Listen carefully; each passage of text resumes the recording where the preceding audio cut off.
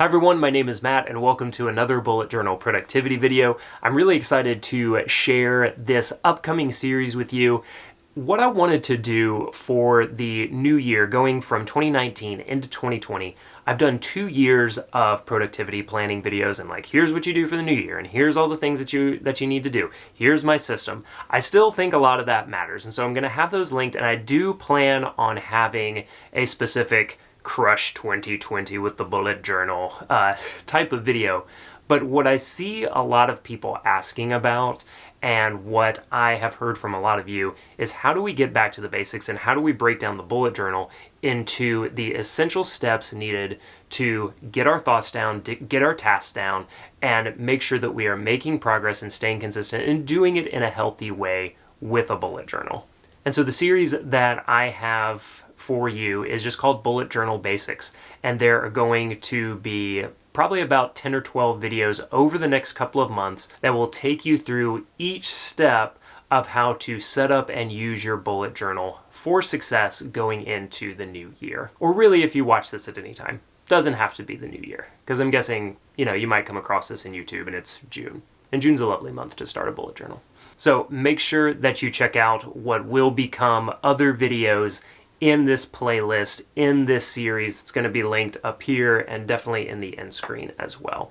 But this first video that we're going to be talking about is just the very first moment of getting that fresh new bullet journal. Talk a little bit about what kind of bullet journal you should start with, what kind of brands are the best fit for you, what do I recommend, just all of the getting started stuff of that very first bullet journal that you want to set up.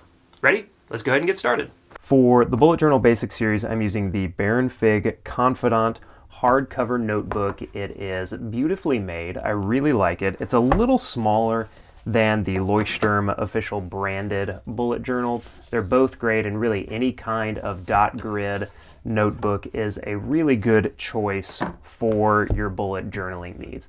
But I like to use this Baron Fig Confidant. It has a hardbound cloth kind of cover, so it's very, very classy looking. I always get compliments on it. So here, obviously, you're going to put your name, any contact information that you want. I also like to name my journals based on mountains or parks that I've been to. So this is from 2018 Banff and then 2019 Teton.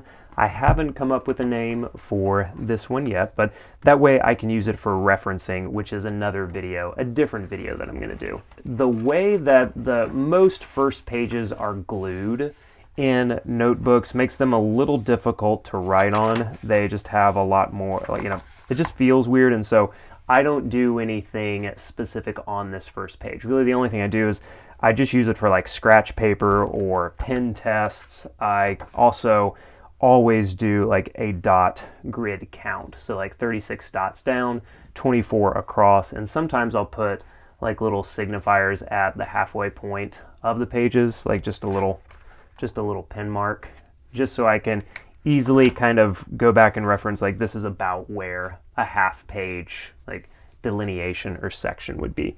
So that's all I do for the first page right there. The way that I set up my index is right from the top, I write down the date that I started this bullet journal and then the date that I end up finishing, this bullet journal. The other thing that I'll do that I've started recently is that I'll also put down, again, kind of referencing that naming convention, is I'll write down the previous bullet journal that I used. And so in this example, it would be the 2019 Teton would go right here on previous bullet journal, and then whichever one I end up using next will go right here, so I can know this is the one that I had, this is the one that I'm using. It's a lot easier to kind of thread thoughts back and forth between the two.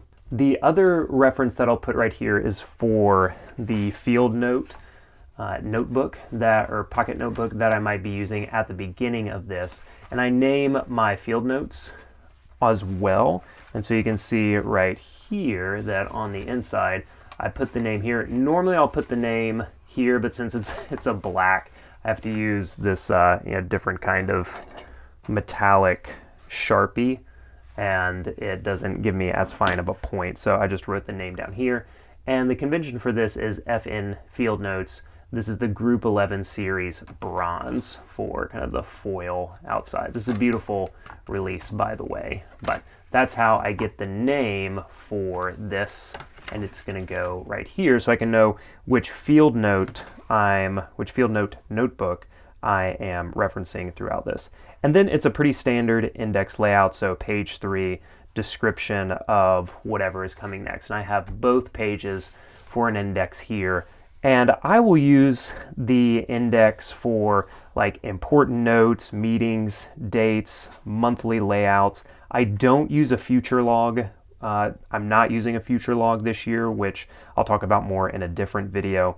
But start finish dates, like I said up here. But this description, this index, I don't like have any strong rules for it. Like I said, it's just the page number, and I'll use it to reference important notes, meetings, or dates. And then from here, we'll talk about this in the next video for monthly layouts, but then it's just going directly into that monthly layout. So that is the outline for like the bullet journal basics start, which kind of notebook you want to use, what goes here in the contact page if you want to do some kind of naming reference. Again, check out the video for that once it's up.